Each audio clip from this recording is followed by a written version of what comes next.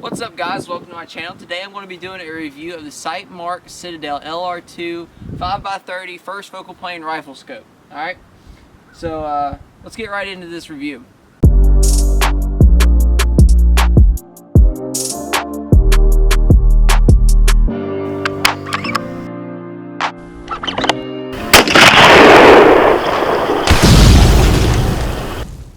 Alright, so like I said before the intro rolled, I'm going to be doing a review of the Sightmark Citadel first focal plane rifle scope.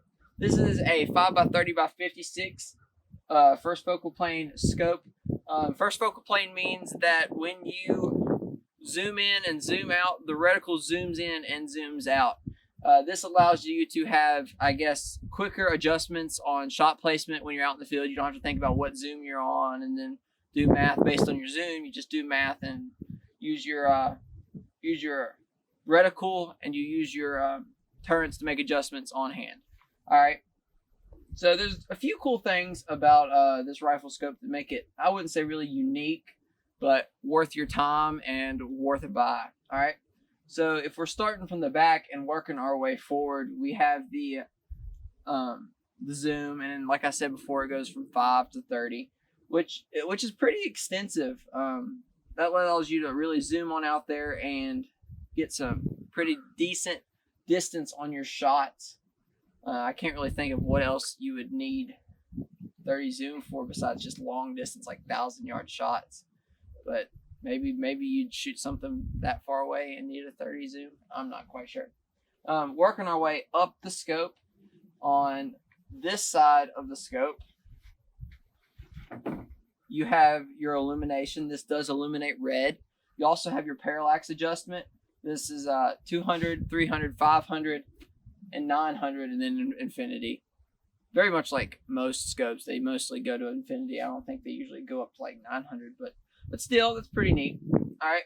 On top, you have your adjustments. These are exposed. The way you rotate them is you pull them up and you rotate and you set your adjustment and then you set it back down, which is I like that. I like how you pick it up, rotate it. That's preferable to like my Vortex Crossfire, that you have to actually rotate on the inside. You can't just pick it up and rotate it. This scope is MRAD, so you have your mills. This is not MOA. I usually prefer MOA because all my other scopes are in MOA, but this is not mine. So I've been loaned this scope, which I'm really appreciative about. And on this side, you have your windage. It's pretty standard. And then you have your 56mm objective up here at the very top. Alright, so a little bit about the reticle in this Citadel. It has like a Christmas tree pattern, and I'm going to put it up here on the screen so you can see it.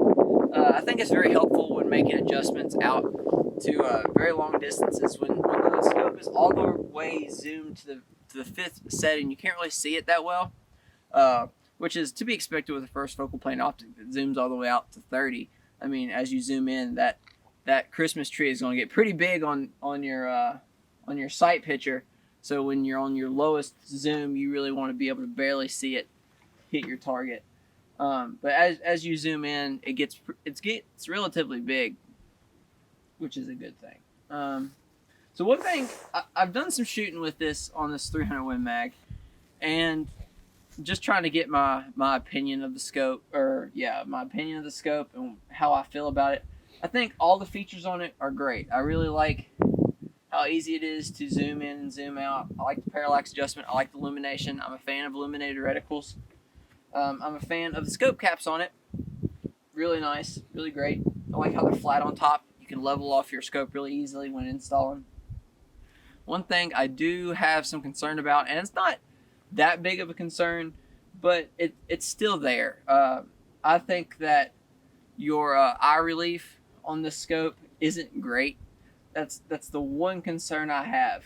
When you're on 5, it's okay, but when you zoom all the way to 30, it's really hard to get a good sight picture. It's not impossible. It's definitely doable, but it's just harder to do. And I think that's one of the drawbacks for this gun. Like I said, I've been shooting it on this 300 Win Mag, and that's really what I've come to the conclusion. Otherwise, I think it's a great optic.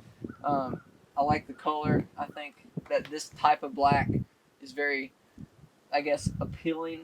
It has scratched up a little bit. This has been used a lot. This optic was actually used to kill an elk here this year in Colorado at like 380 yards, I think it was, which is incredible. It's a testament to the optic and a testament to the rifle. And I guess that's really good marks for Sightmark. I think Sightmark's motto is like 8-year mark, which is great.